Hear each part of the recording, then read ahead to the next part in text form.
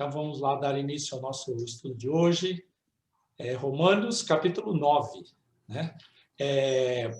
Alguns estudiosos afirmam que os capítulos 9, 10 e 11 de Romanos são os mais difíceis da Bíblia no sentido de compreensão e de discussão. Eles dão margens a muitas discussões, algumas igrejas discutem pontos teológicos, cada uma entendendo de um jeito, né?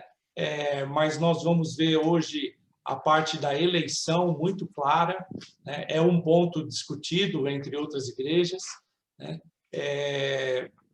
E vai falar exatamente do povo de Israel e do Israel de Deus, né? Então, vamos lá. Versículo 1, 2 e 3, eu vou pedir para o Fábio ler para a gente. Digo a verdade em Cristo, não minto, testemunhando comigo no Espírito Santo, a minha própria consciência. Tenho grande tristeza, incessante dor no coração, porque eu mesmo desejaria ser anátema, separado de Cristo, por amor de meus irmãos, meus compatriotas segundo a carne. Legal. Ele já começa com um juramento solene. Ele invoca, inclusive, o Espírito Santo como testemunha dele e a própria consciência, no sentido de a consciência como autoconhecimento moral, né? De que ele tem uma tristeza profunda no coração com relação aos próprios israelitas, né? E quando ele diz assim, lá no versículo 3, que eu desejaria ser anátema, anátema é maldito. Então, ele desejaria perder a salvação para, se com isso o povo de Israel pudesse ser salvo, né? Eu gostaria que a gente abrisse a Bíblia também lá em Êxodo 32. Diz assim: agora, pois, perdoa-lhe o pecado, ou se não, risca-me, peço-te do livro que escreveste. Quando Moisés desceu lá do monte e viu que eles haviam construído um bezerro de ouro, e a ira do Senhor se acendeu, ele teve o mesmo comportamento. Uma expressão de amor muito profunda. Você querer, né, pagar pelo erro de um povo todo, né? É isso que está acontecendo com Paulo aqui nesse versículo 3, eu desejaria ser anátema, né? Perder a minha salvação desde que o povo judeu conseguisse, né? Eles são meus compatriotas segundo a carne. Eu vou pedir agora para o JP ler os versículos 4 e 5. São israelitas. Pertence-lhes a adoção e também a glória, as alianças, a legislação, o culto e as promessas. Deles são os patriarcas, e também deles descende o Cristo, segundo a carne, o qual é sobre todos, Deus bendito para todos sempre. Amém. Amém.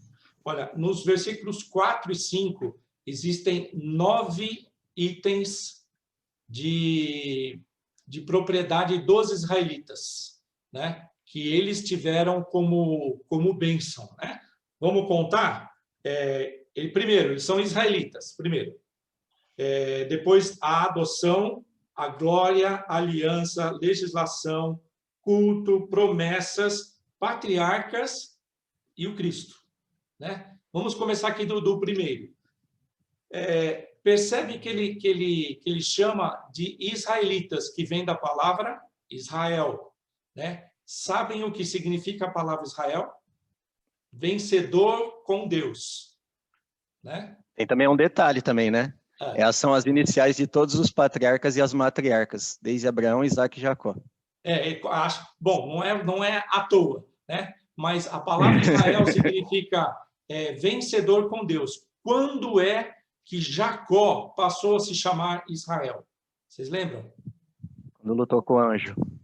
Isso, lá no Vale de Jaboque, né? Ele lutou com o anjo do Senhor e prevaleceu. Então, é por isso que o nome Israel significa vencedor com Deus. É bastante interessante isso, porque nós fazemos parte do Israel de Deus. Nós não somos israelitas segundo a linhagem de sangue, mas nós somos do Israel de Deus. E o que é que significa o Israel de Deus? Vencedores com Deus, vencedores com Cristo, né?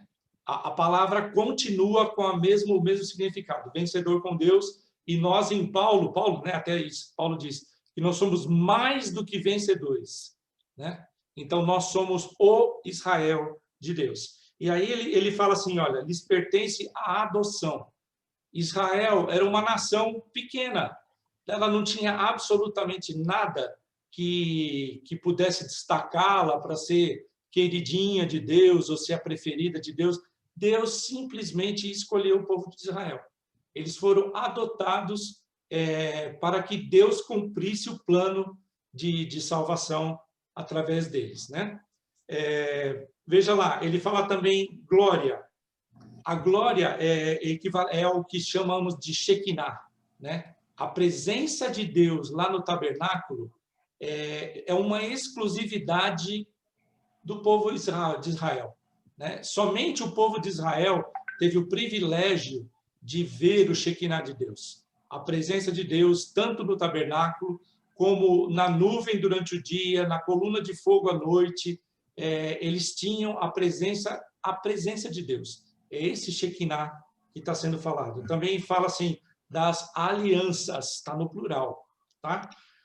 As alianças, nós podemos citar pelo menos 3 alianças. Deus fez aliança primeiro com Abraão, depois ele fez outra aliança com Moisés, e depois ele fez uma terceira aliança com Davi.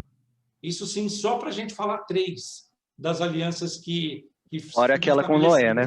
Fora com Noé. Fora de Noé, por exemplo. Mas ali em Noé ainda não era como, vamos dizer, o povo de Israel, né? A nação de Israel ele chamou em Abraão. Então, assim, a partir de Abraão que começa o povo hebreu, né? E aí só a partir dessas alianças, só a partir do povo hebreu, tá? Como você mesmo disse, tem alianças anteriores, né? Noé foi uma. Sim, claro. As 9 leis universais. Isso. Aí tem, no versículo 4 também ele fala da legislação. Israel foi o povo que conheceu a vontade de Deus escrita.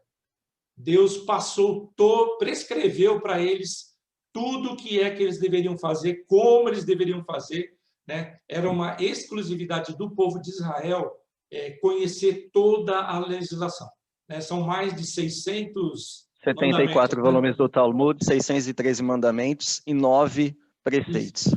Então, 600 e tantos mandamentos só os israelitas conheciam, foi dado para eles, né? O culto, somente no tabernáculo e no templo era permitido cultuar o Deus de Israel. Só lá, né? Então, é mais um privilégio de Israel. Somente eles tinham o tabernáculo e depois o templo, onde o Deus de Israel pode ser adorado, né? Também ele fala das promessas. As promessas foram feitas a partir de Abraão, Isaque e Jacó, que é Israel, né? Então, todas as promessas foram feitas para os israelitas. Deles são os patriarcas, que eu acabei de falar, também Abraão, Isaque e Jacó, que é Israel. E deles descende o Cristo, né? De todos os tabernáculos, conforme a gente vê lá em Hebreus, de todos os tabernáculos, Jesus Cristo é o mais perfeito tabernáculo, não construído por mãos humanas, né? Mas é o próprio Filho de Deus, como tabernáculo humano, veio entre nós e esteve entre nós, nasceu, viveu, morreu e ressuscitou. E é judeu, né? É outro privilégio dos judeus. No versículo 5, tem uma curiosidade, na verdade, assim, ele chama Cristo segundo a carne, o qual é sobre todos Deus bendito. Lá no original está exatamente isso, Theos. Lá no grego está Theos. Então, Paulo está chamando Jesus Cristo de Deus, como ele é realmente, né? É uma tradução bastante exata daquilo que Paulo estava falando, né? E Ele usa abençoado ainda depois, hein?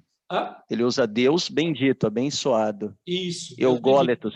Que é o mesmo título do Deus Pai, Deus bendito, né? Deus bendito. Veja lá em Romanos 3, de 1 a 2, volta algumas páginas aí.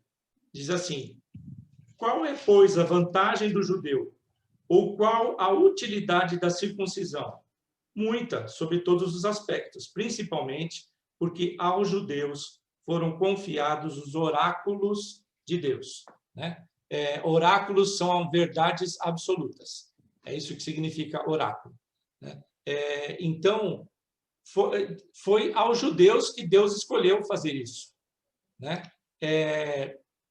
Infelizmente, eles não reconheceram o Senhor Jesus Cristo como o Messias, né? E até hoje ainda não reconhecem. O Senhor está trabalhando nisso, o Espírito Santo já está atuando em Israel, já existe conversão, grupos de judeus começam a se converter, e isso é um sinal que o Espírito Santo já está na próxima fase, né? Nós vamos ver ali em Romanos 11 que até que se complete o número dos gentios. E esse até que já está acabando, né? E porque ele diz que ele voltaria a atuar em Israel, e ele já está atuando em Israel, né? Então, vamos lá. Lucas, versículos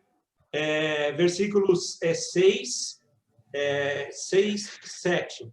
Acaso Deus deixou de cumprir sua promessa a Israel? Não, pois nem todos os descendentes de Israel pertencem, de fato, ao povo de Deus. Só porque são descendentes de Abraão, não significa que são, verdadeiramente, filhos de Abraão. Pois as Escrituras dizem: Isaque é o filho de quem depende a sua descendência. Legal. Olha, isso aqui já é um dos versículos importantes para a gente entender os fundamentos da eleição, tá? Presta bastante atenção. No versículo 6, ele diz assim: porque nem todos os de Israel são de fato israelitas. Tá? É uma frase bastante pesada, tá? Eu queria fazer uma pergunta para vocês. Na descendência de Abraão, quem é que foi o descendente? Ele tinha 2 filhos para ajudar. Isaac. Isaac, e o outro? Ismael. Quem era o primogênito? Ismael, príncipe de Edom. Quem era o primogênito? Ismael era o primogênito. Mas quem é que foi o descendente? Não, perdão, Ismael. Ismael era o Isaac foi o descendente. Quem foi Não, então, Isaac era o eleito por Deus para ser a descendência, uma vez que não era considerado válido Ismael, porque ele não era o filho da Sara, porque Agar, ela não aceitou dar Ismael para Sara. O que está estabelecido na palavra é que o próprio Deus falou assim: a sua descendência será por Isaque, não por Ismael. Então, o próprio Deus designou, escolheu, elegeu, determinou, fixou que era Isaque. Certo? Agora, vamos lá para os filhos de Isaque. Isaque também teve 2 filhos. Quem eram os 2 filhos de Isaque? Agora sim. Esaú e Jacó. Jacó. Qual deles foi o herdeiro? Jacó, que Esaú vendeu sua primogenitura. Quem era o primogênito? Esaú. Esaú, tá? Mais uma vez, o primogênito era Esaú, mas a primogenitura foi dada para Jacó. Deus determinou, Deus escolheu, Deus marcou, Deus quis. Farei misericórdia de quem eu quero. Ele determinou. Né, o versículo. Farei misericórdia de quem eu quero. Então, assim, não é a primogenitura, é isso que ele está falando aqui no versículo 7, nem por serem descendentes de Abraão, são todos os seus filhos. mas em Isaque será chamada a tua descendência. Então, a primogenitura não garante a herança judaica, porque Deus é que determina, na parte de eleição. É Deus que determina a herança. Então, a eleição, ela é determinada por Deus. Nós não sabemos o critério. Isso é um ponto que não tem explicação. Por quê? Porque Deus quer. Ele é soberano. Ele nos criou. Ele nos conhece antes do tempo eterno. E lá no original, conhecer é intimidade. É aquele mesmo versículo lá de Mateus, quando José fala assim, que não conheceu Maria até que nascesse o menino. É Deus que conhece antes. Agora, é porque nós somos bonzinhos? É porque nós íamos conhecer? É porque nós íamos nos converter? Não. Ele conheceu e ele escolheu. Agora, tem uma coisa muito importante, gente. Só o Senhor sabe quem são os escolhidos. Só o Senhor. Nós temos o sentimento, temos a esperança de que nós somos os escolhidos, temos assim a vivência com o Espírito Santo, temos a vida de santificação, mas somente Deus sabe quem são os escolhidos, tá? A gente precisa tomar cuidado que, por exemplo, quando Judas Iscariotes, né, se revelou exatamente como iníquo, ele também tinha expulsado demônios, ele também tinha participado lá da missão dos 70, ele tinha praticado tudo aquilo que os outros discípulos praticavam, do mesmo jeito, né? Deus estava com ele, pelo menos até aquele ponto, dali para frente ele descambou, né? Então, assim, é bastante sério.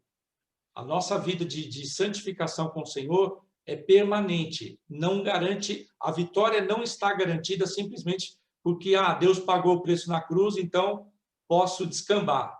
Está errado. Nós já vimos isso em aulas anteriores, tá bem? Vamos lá, então, para versículo 8 e 9. Rodrigo. Isto é, estes filhos de Deus não são propriamente os da carne, mas devem ser considerados como descendência os filhos da promessa, porque a palavra da promessa é esta: por esse tempo virei e Sara terá um filho. E não ela somente, mas também Rebeca, ao conceber de um só Isaque, nosso pai. Legal. Abra, por favor, lá em Gálatas 6, 15, 16. Diz assim: pois nem a circuncisão é coisa alguma, nem a incircuncisão, mas o ser nova criatura. E a todos quanto andarem de conformidade com esta regra, paz e misericórdia sejam sobre eles e sobre o Israel de Deus. O Israel de Deus. Tá? Nós fazemos parte desse Israel. Como eu disse antes, não somos descendentes de sangue, mas somos descendentes de Abraão pela fé. Beleza? Então, tomando o gancho aí do versículos 9 e 10, ele está falando que a promessa foi feita a Sara e também a Rebeca. A Rebeca também era estéril. Tanto Sara como Rebeca, as duas eram estéreis. Mas Deus havia prometido que elas teriam descendentes. E Deus cumpriu a promessa em ambas, né? E interessante no versículo 11, então, Aleir, leia, por favor, versículo 11, 12 e 13. E ainda não eram gêmeos nascidos, nem tinham praticado o bem ou o mal, para que o propósito de Deus, quanto à eleição, prevalecesse. Não por obras, mas por aquele que chama. Já fora dito a ela: o mais velho será servo do mais moço. Como está escrito: amei Jacó, porém me aborreci de Esaú. É mais um ponto em que o próprio Senhor determina antes do nascimento. Tá? A Bíblia é bem clara nesse sentido. Antes que os gêmeos nascessem, ela recebeu do Senhor essa palavra. O mais novo dominará sobre o mais velho, né? E essa promessa, ou essa profecia, né, ela não é exatamente que Esaú serviria a Jacó, mas a descendência deles. Tá bem? Abra, por favor, lá em 2 Samuel 8:14. Esse tema desse trecho são as vitórias de Davi, né? E aí fala assim: pôs guarnições em Edom, em todo Edom pôs guarnições, e todos os edomitas ficaram por servos de Davi. E o Senhor dava vitórias a Davi por onde quer que ele ia, né? Quem são os edomitas? O que isso tem a ver com nosso texto lá de Romanos? Abre lá em Gênesis 25. Renato, acho que o 25, 29 e 30 dá a resposta. Pode ler, Lucas. Certa vez, quando Jacó preparava um ensopado, Esaú chegou faminto, voltando do campo, e pediu-lhe: dê um pouco desse ensopado vermelho aí, estou faminto. Por isso também foi chamado Edom. Disse-lhe: peço-te que deixes comer um pouco desse cozinhado vermelho, pois estou esmorecido. Daí chamar-se Edom. Edom significa vermelho, né? Então, os edomitas são os descendentes de Esaú. E é por isso que, quando fala lá em Samuel, que Davi subordinou os edomitas, ele está cumprindo a profecia que o próprio Senhor falou com Rebeca, que o filho mais velho serviria ao mais novo, né? Então, se cumpriu, Davi foi né? Os edomitas foram dominados durante bastante tempo. Esse é um dos textos que mostra claramente Davi dominando os edomitas, né? E que, na verdade, era o irmão gêmeo de Israel, mas eles se tornaram inimigos, né? E aí precisa estudar Gênesis para entender por que eles, de irmãos gêmeos, se tornaram inimigos. Tá bem?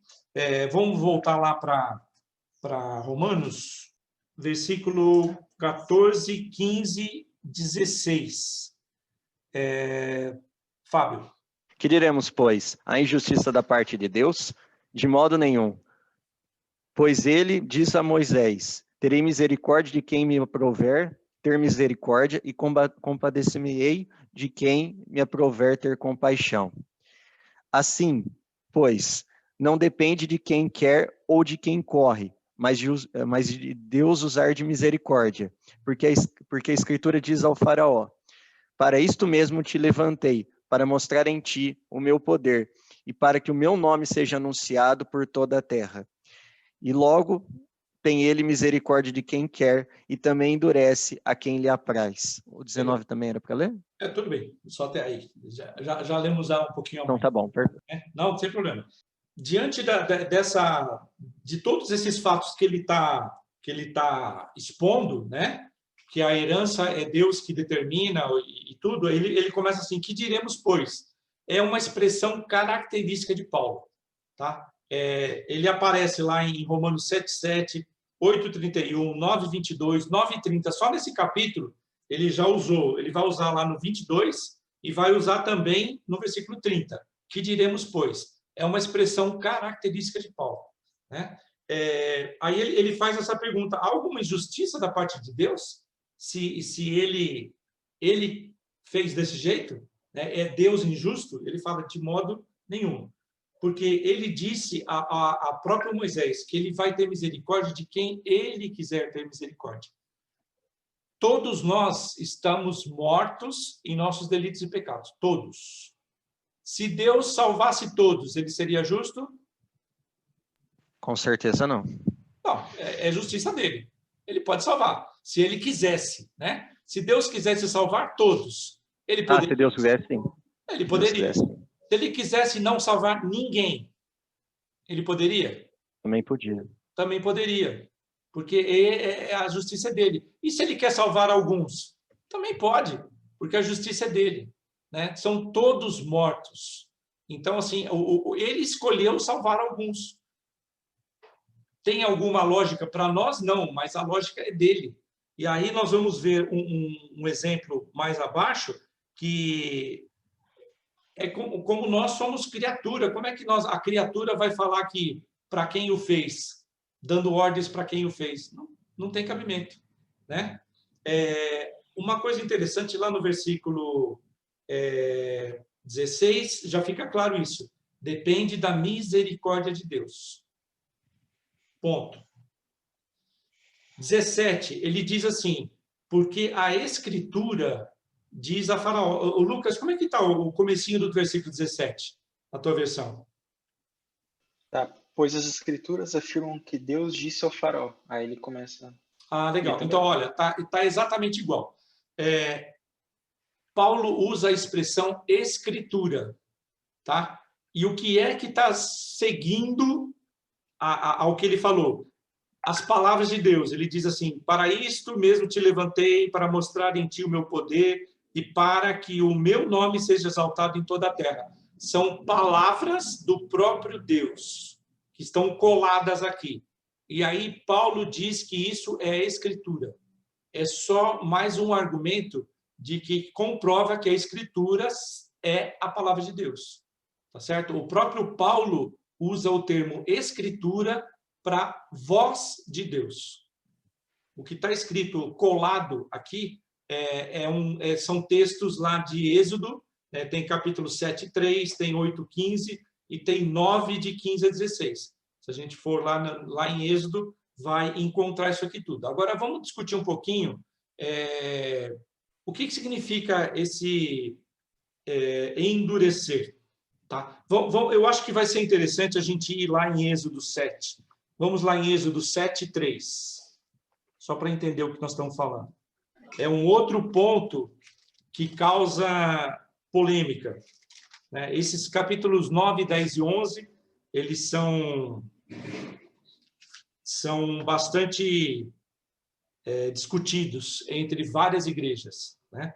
Então, vamos lá. Êxodo 7:3. Diz assim, eu, que é o Senhor, porém, endurecerei o coração de Faraó e multiplicarei na terra do Egito os meus sinais e as minhas maravilhas. Então, se eu olhar para o texto de Êxodo 7, quem endurece o coração é Deus. Tá? Agora, vamos lá para Êxodo 8:15. Vendo, porém, Faraó que havia alívio, continuou de coração endurecido, e não os ouviu como o Senhor tinha dito. Então, Faraó simplesmente decidiu, porque o negócio, a praga já havia cessado, e aí ele falou assim, bom, já que cessou a praga, eu vou voltar e não vou deixar eles irem, né? E manteve, de livre e espontânea vontade, o coração endurecido, tá certo? Vamos lá em Êxodo 9, 15 e 16. Deus falando com Faraó. Pois eu já poderia ter estendido a mão para te ferir, a ti e o teu povo, com pestilência, e terias sido cortado da terra. Mas, deveras, para isso te hei mantido, a fim de mostrar-te o meu poder e para que seja o meu nome anunciado em toda a terra. Então, Deus tinha poder para acabar com Faraó? Tinha. Deus tinha poder para acabar com o povo todo do Egito? Tinha, né? Mas o que ele fez foi para mostrar o poder e a glória dele. Veja bem, esse assunto é um assunto que causa polêmica quando se fala nesse endurecer. Então, se Deus endurece o coração, por que eu sou culpado? Né? Se é Deus que endurece o coração, por que eu sou condenado ao inferno? Se foi ele que endureceu. Na verdade, o endurecimento é simplesmente o Espírito Santo não atuar na pessoa. Quem nos convence do pecado, da justiça e do juízo é o Espírito Santo. quem nos inclina para Deus é o Espírito Santo. Se ele simplesmente larga a nossa mão, nós automaticamente inclinamos para o pecado. A única coisa que aconteceu com Faraó e com todos os demais que rejeitam a palavra de Deus, simplesmente o Espírito Santo não está atuando sobre eles. Ah, mas por que o Espírito Santo atua sobre um e não atua sobre o outro? É Deus que quer. Renato, a palavra aqui é exatamente o que você falou, a palavra usada para endurecer akeshet. É exatamente isso, é apartar, perder a comunhão total com Deus. Inacreditável. Tá? Então, assim, algumas igrejas apoiam lá em Êxodo 7, falar, é Deus, deixa eu mostrar aqui, né? É Deus que endureceu o coração. Aí outro apoia lá em Êxodo 8, 15. Não, é o próprio coração da pessoa que endureceu, né? Aí lá em Êxodo 9, aí tem outros que falam, não, mas é para a glória de Deus. Realmente é para a glória de Deus, né? Mas a atuação do Espírito Santo é ele que determina. Ele é soberano para atuar em quem ele quiser. E tem o tempo, né? No tempo dele. No tempo dele. Porque, assim, aprove Deus ter misericórdia. E a gente não sabe. Ontem eu estava lembrando de tantos amigos meus que hoje estão fora do caminho do Senhor. Gente da igreja que está fora dos caminhos do Senhor. Gente que se colocava num pedestal. Infelizmente, eu lembrei de muitos, porque teve uma pessoa aqui em casa que os filhos estão presos. E esses filhos ouviram a palavra do Senhor. E é 2 que estão presos. O marido e os 2 filhos na mesma penitenciária. Que são 3. São 3. Né? E eu fiquei assim, pensando, e começou a trazer à memória meus amigos de Caruaru, meus irmãos de Caruaru, que conviviam comigo na igreja, que cantava no grupo, gente que pregava. E olha, gente, eu chego a estremecer, porque eu me lembro de um que como falava do erro do pastor, como falava do erro da liderança. E hoje está no adultério, na prostituição. Eu não digo isso com alegria, nem estou aqui jogando pedra, mas eu fico olhando para mim, né? A gente precisa ter cuidado, né? Para não estar sendo, como a própria palavra de Deus diz, como nós somos cristãos e somos da mesma comunidade, como eu tenho que vigiar, né? Como eu tenho que ter cuidado. Então, é essa questão. E a gente precisa... Será quem tem sido lixa na minha vida? Quem Deus está usando para me polir? Então, baixa a cabeça, porque ovelha baixa a cabeça quando o cajado vem. Mas o lobo, ele avança. Essa é a diferença do lobo e da ovelha. Então, é aí que a gente vê essa questão da conversão, né? Da eleição também. Eu queria destacar 4 coisas que são pertinentes à eleição, tá? E é para a gente refletir nas nossas pessoas. Primeiro, a eleição deveria nos impulsionar a adorar a Deus. Nós adoramos a Deus pela beleza da santidade dele, da soberania dele, porque é dele, por ele, para ele, todas as coisas. O segundo, parte do que a Leíra acabou de falar, nós deveríamos ser humildes, porque nós não temos absolutamente nada que pudéssemos dar em troca da salvação, ou sermos escolhidos, ou sermos preteridos por Deus, né? Porque não é a nossa inteligência, não é o nosso conhecimento, não é nada nosso, é tudo do Senhor. Inclusive, olha, um perigo, hein, gente? Inclusive, o conhecimento bíblico. Satanás também conhece muito bem a Bíblia. Não é o fato de conhecer a Bíblia que nos melhora para sermos chamados por Deus. Não é isso. É o aplicar da Bíblia no nosso coração, né? Essa é a grande diferença. Conhecer é importante, Ele fala, errais porque não conheceis as Escrituras, mas simplesmente conhecer e não aplicar é inútil. Tá? É a história do veneno da cobra lá. Saber que o veneno existe, mas não aplica o veneno, o soro da cobra, se você não aplicar o soro, você vai morrer do mesmo jeito, né? Mesmo sabendo que que o soro poderia curar. E um outro item, assim, ele nos deixa mais esperançosos quanto ao evangelismo. Se a soberania é de Deus, não existe ninguém, por pior que seja, que Deus não possa converter. Então, às vezes é comum a gente falar assim, esse daí não tem jeito. Esse daí não dá, mas não, sei lá, não vou nem falar o nome dos bandidos que tem aí presos, né? Que a gente conhece aí da mídia, bandidos, super bandidos, né? Que são presos e caçados aí pela polícia, e a gente fala assim, esse daí não tem jeito. Para Deus tem. Para Deus tem. Se ele estiver dentro dos planos de Deus, ele pode aprontar o que ele quiser, mas ele vai ser alcançado pela palavra dele e convertido pelo Espírito. Irmão Renato, Oi.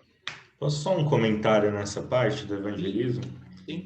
Que na época que a gente fez aquela intervenção nos jogos aqui em Araraquara, essa noção de que é o Senhor que escolhe, né? É o Senhor que convence, também foi muito importante assim, para a gente, para tirar o peso, né? Que muitos tinham de... Nossa, mas será que isso que eu estou fazendo é útil para alguma coisa? Será que eu vou conseguir convencer muitas pessoas, né? Será que eu vou fazer? Eu, né?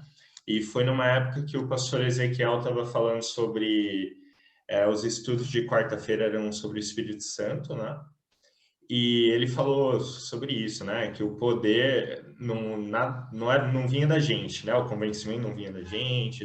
E isso eu usei muito para conversar com o pessoal, né? E em um dos dias a esposa do professor Barrientos, ela foi quem levou a palavra para a gente, né? E ela falou sobre isso também, que era justamente o que todo mundo estava precisando ouvir. Porque todo mundo estava com um medo muito grande, né? No coração, que será que o que eu vou fazer vai ser útil, né? Será que eu vou conseguir? Mas daí tira o foco da gente, né, no evangelismo, quando a gente também pensa na eleição, né? Que o Senhor chamou a gente lá para falar, né? E não para convencer ninguém. Então, falar nós fizemos, né? Que foi o falar. Depois, né? Foi importante também, né? Depois de alguns meses, a gente recebeu uma mensagem pelo Facebook de uma menina que falou que a gente tinha conversado com ela, né, nos jogos, e que quando ela voltou para a cidade dela, ela não conseguia esquecer aquilo, né? Ela voltou para a igreja, tudo, e ela mandou uma foto se batizando, né? Legal. Ela falou, nossa, foi tão importante para mim. E eu lembro, assim, que não foi... em outro momento a gente pensaria, tá vendo? Deu certo, né? Mas também serviu para a gente pensar, tá vendo? A gente estava com tanto medo e quando a gente largou esse medo e confiou que o Senhor ia fazer, né? Não veio para confirmar nosso trabalho, mas veio para confirmar que o Espírito é que faz, né? O Senhor é que faz. A gente falou com centenas de pessoas, mas aconteceu na vida de uma que a gente sabe, né? E já é plano do Senhor, né? Ele usou como ele queria. Legal. É a própria parábola do semeador, né? Nós temos que lançar semente. Algumas vão cair no chão, vão ser pisoteadas, outras Satanás vai roubar, outras vão germinar, mas não tem solo, ela morre logo nas primeiras preocupações e perseguições. Ela morre, mas algumas caem no campo fértil, né? E essas que caem no campo fértil germinam, né? E é isso que o Espírito Santo é maravilhoso, né? Ele que está no controle. A nossa função realmente, Rodrigo, é semear. Quem vai dar o crescimento realmente é ele, né? E esse o quarto item, né? Ele deveria nos deixar mais confiantes, porque como até o Rodrigo acabou de falar, Deus está no controle de tudo. Então eu não preciso me preocupar, porque é Deus que está no controle. Se eu estou sendo eficiente, se eu não estou, se eu estou falando para a pessoa certa, se a pessoa vai se converter agora, se vai demorar 2, 3 anos para se converter, Deus está no tempo dele. Então, assim, olha, 4 itens, tá? Só revisando. A eleição deveria nos impulsionar a adorar a Deus, nos deveria sermos mais humildes, deveria nos deixar mais esperançosos, porque para Deus não existe problema em nada, e a gente deveria ficar mais confiante, porque Ele está no controle absoluto de todas as coisas, né? Então, tá bom, vamos lá, vamos continuar. Versículo 19. Bárbara, lê para a gente. 19, 20 e 21. Mas algum de vocês me dirá, então, por que Deus ainda nos culpa? Pois quem resiste à sua vontade? Mas quem é você, ó homem, para questionar a Deus? Acaso aquilo que é formado pode dizer ao que o formou, por que me fizeste assim? O oleiro não tem direito de fazer do mesmo barro um vaso para fins nobres e outro para uso desonroso? Legal. Ele está falando assim, porque aí ele torna a rebater alguns questionamentos que surgiram. Bom, se é assim, quem é que pode ir contra Deus? Né? Tu me dirás, de que se queixa Deus ainda? Pois quem jamais resistiu à vontade dele? Alguém pode, por acaso, contrariar a vontade de Deus? Não. Né? Agora, quem somos nós? Aí ele chega o dedo lá, né? Aponta o dedo e fala assim, quem somos nós para questionarmos Deus? Se nós somos as criaturas, como é que a criatura pode perguntar para o Criador, por que você me fez assim? É prerrogativa do Criador. Né? Aí ele chama o exemplo do vaso. O oleiro tem uma massa de barro e essa está sem forma. Aí ele modela aquela massa para fazer ou um objeto de honra ou um objeto de desonra. E aqui, esse objeto de desonra, eu vou falar explicitamente a palavra, me desculpe aí, é pinico. Tá? Então, ele pode tanto ser um vaso de honra para carregar água, para carregar azeite, né? Como pode também ser um vaso de desonra. É ele que está no controle. O barro é dele, é ele que fez, é ele que tem a prerrogativa de fazer como ele quiser. Né? Então, assim, é mais um item que a eleição é algo da prerrogativa de Deus. Nós não temos como a gente discutir. É poderio dele. Né? Tá bem? Vamos, então, agora... JP, leia, por favor, versículo 22, 23 e 24. Que diremos, pois, se Deus, querendo mostrar a sua ira e dar a conhecer o seu poder, suportou com muita longanimidade os vasos de ira preparados para a perdição, a fim de que também desse a conhecer as riquezas da sua glória em vasos de misericórdia, para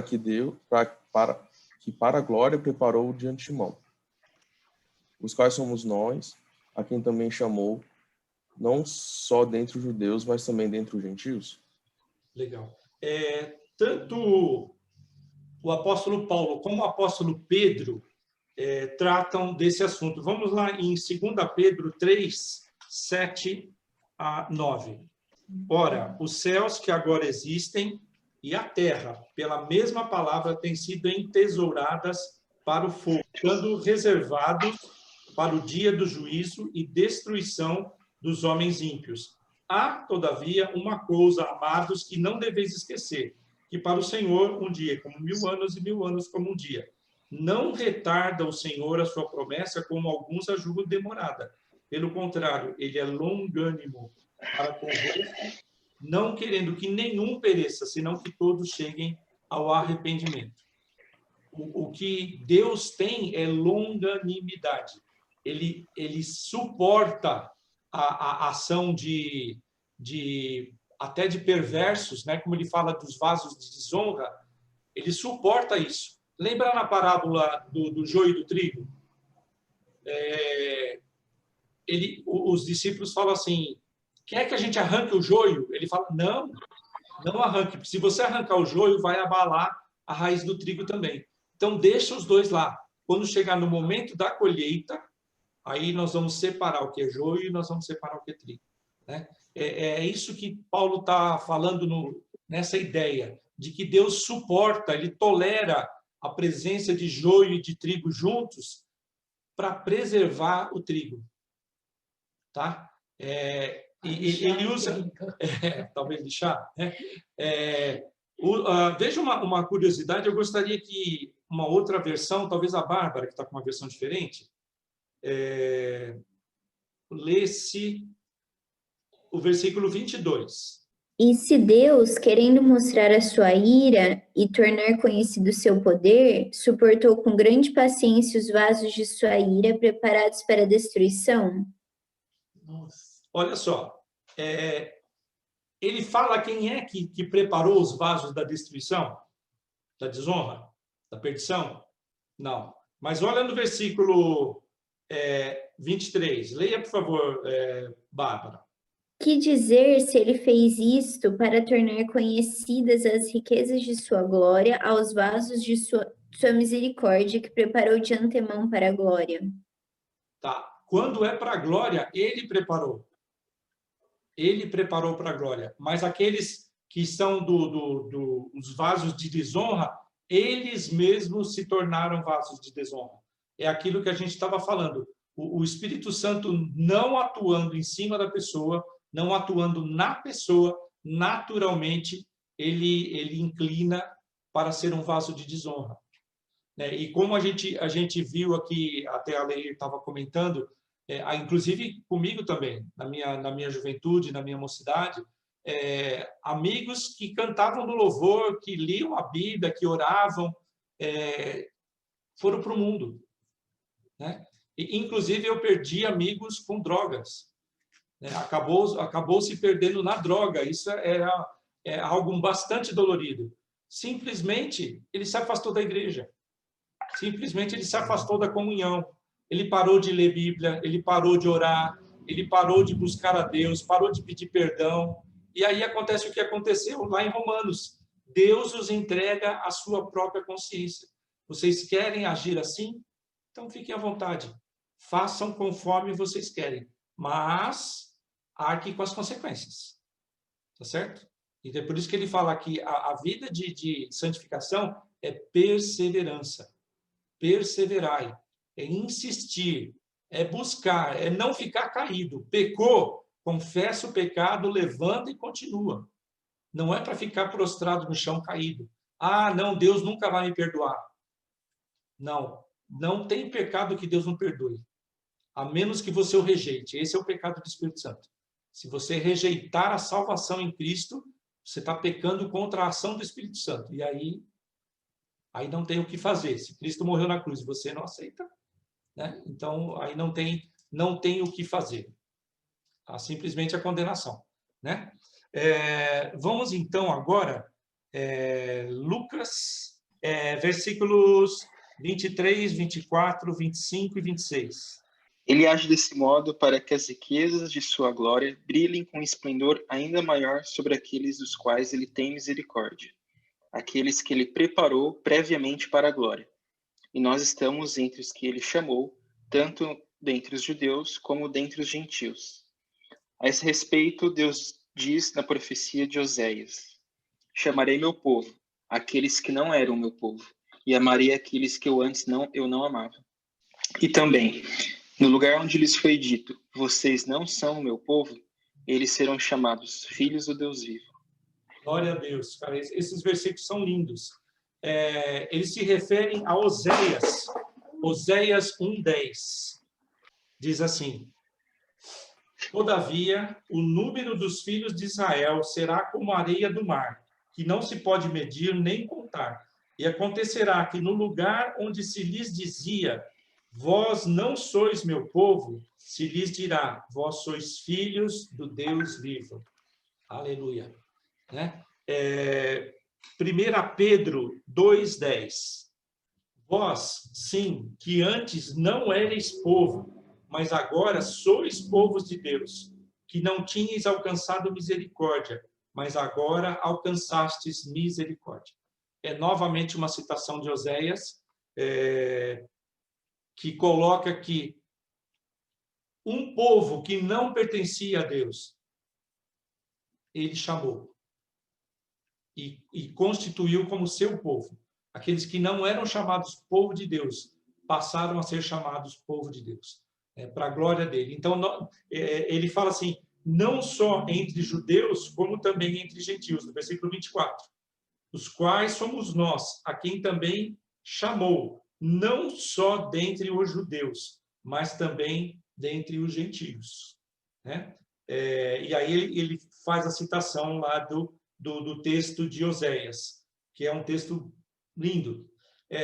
Vamos ler o versículo 27, 28 e 29, Rodrigo. Mas relativamente a Israel, deles clama Isaías. Ainda que o número dos filhos de Israel seja como a areia do mar, o remanescente é que será salvo. Porque o Senhor cumprirá a sua palavra sobre a terra, cabalmente e em breve. Como Isaías já disse, se o Senhor dos Exércitos não nos tivesse deixado descendência, ter-nos-íamos tornado como Sodoma e semelhantes a Gomorra. Legal. Olha só, ele fala com muito carinho, né, no versículo 25 e 26 do texto de Oséias, que Deus vai chamar a povo aqueles que não eram povo. Mas aí, quando ele vai para o versículo 27, 28 e 29, é triste, porque ele está falando que Israel, exatamente Israel, que era aqueles que tinham aquelas 9 prerrogativas lá que a gente viu, né? Justamente eles não. Eles não reconheceram. E é somente o remanescente de Israel. Ou seja, não será todo o povo de Israel. Lembra lá no deserto, quando eles saíram do Egito? A distância entre o Egito e a terra de Canaã era viagem de poucos meses. Poucos meses. Isso andando devagar, com mulheres, crianças, animais, né? Mas ela demorou 40 anos. Por que demorou 40 anos? Eles ficaram andando em círculos. Por quê? Porque aquela geração que saiu do Egito, eles blasfemaram contra o Senhor. Eles rejeitaram o Senhor. E aí ele falou assim, essa geração não entrará na Terra Prometida. Vai entrar os filhos e os netos, mas eles não. E eles ficaram rodando no deserto até morrer todo aquele povo, né? Até se cumprir a palavra do Senhor. Então, assim, desde lá do Egito, desde da saída do Egito, é o remanescente de Israel que faz parte do povo de Deus. Infelizmente, Paulo até fala isso, né? Veio, em parte, cegueira ao povo de Israel para que Deus abençoasse os gentios. Glória a Deus por isso, né? Mas, quando terminar o tempo dos gentios, Deus vai voltar a tratar com o povo de Israel, né? E aí haverá grandes conversões e mudanças para a glória de Deus e para a alegria nossa também, né? Então, ele fala assim, porque o Senhor cumprirá a sua palavra sobre a terra cabalmente e em breve. E ele diz que se Deus tivesse castigado Israel de acordo com os pecados, não sobraria nada, seria como Sodoma e Gomorra. Eles teriam sido totalmente destruídos. Mas é a longanimidade de Deus e a bondade de Deus que sustenta até hoje. Tá bom? Então, vamos lá. Mas agora é o JP. Versículo 30, 31. Pode ler o 32. E o 33, pode ler os... Que diremos, pois, que os gentios que não buscavam a justificação vieram a alcançá-la, todavia, aqui decorrer da fé, Israel, que buscava a lei da justiça, não chegou a atingir essa lei. Por quê? Porque não decorreu da fé, e sim como que das obras. Tropeçaram na pedra de tropeço. Como está escrito, eis que põe em Sião uma pedra de tropeço e rocha de escândalo, e aquele que nela crê não será confundido. Legal. Olha só que chamada curiosa que ele faz, né? Novamente ele usa a expressão, né? Que diremos, pois, característica de Paulo, que os gentios que não buscavam nada de justificação vieram alcançá-la, todavia, por meio da fé. Né? O Senhor concedeu fé. A fé não vem de vós, é dom de Deus, ou seja, é um presente gratuito de Deus. Aprove a Deus dar fé aos gentios, de todas as línguas, povos, tribos e nações. Bom, e aí? Aí ele fala assim, mas justamente os judeus que tinham toda a lei, toda a prescrição, tudo, eles não encontraram, não alcançaram a justificação. Por quê? Porque eles estavam tentando cumprir a lei, como se fosse uma obrigação de obras. O cumprimento da lei é impossível. Você só vai ser salvo através da fé, né? E é isso que é a pedra de tropeço. Deus trouxe através dos judeus, trouxe Jesus Cristo, que é o Salvador. E ele se tornou pedra de tropeço. Porque exatamente o Senhor Jesus, que é a porta de entrada das ovelhas, não foi reconhecido pelos israelitas. Eles não reconheceram o Messias. E aí acabaram tropeçando na pedra, né? Que é Cristo. Então, mas isso é novamente aquele assunto do endurecimento, né? Deus não está atuando maciçamente no coração dos israelitas. Mas isso vai acontecer. Isso vai voltar a acontecer.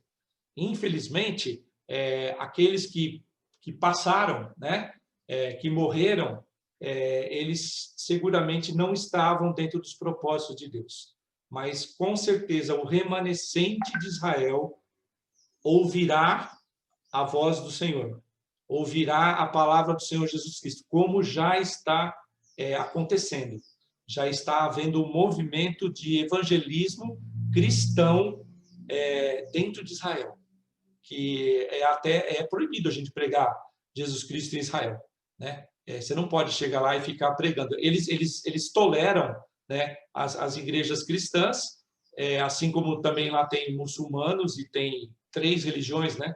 O judaísmo, o cristianismo e o islamismo estão tudo ali, tudo consideram Jerusalém como uma cidade sagrada.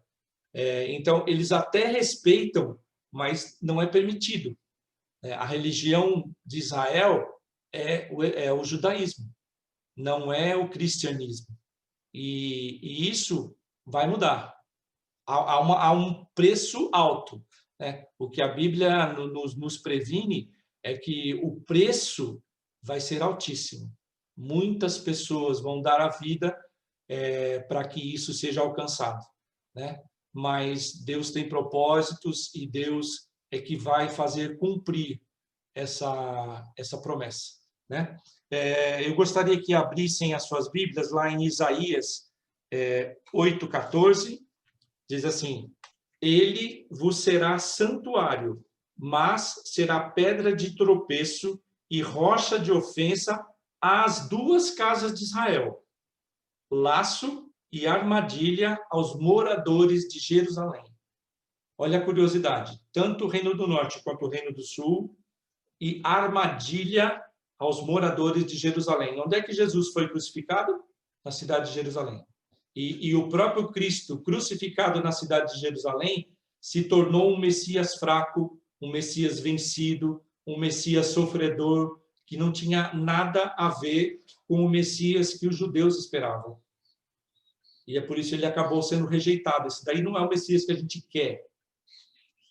Esse é o Messias que veio, mas não é o que a gente quer. E eles não entenderam tudo que havia sido dito do Messias, por exemplo, em Isaías 53, Salmo 22, Salmo 69, tantos textos do Velho Testamento que são explícitos, né, do sofrimento do Messias.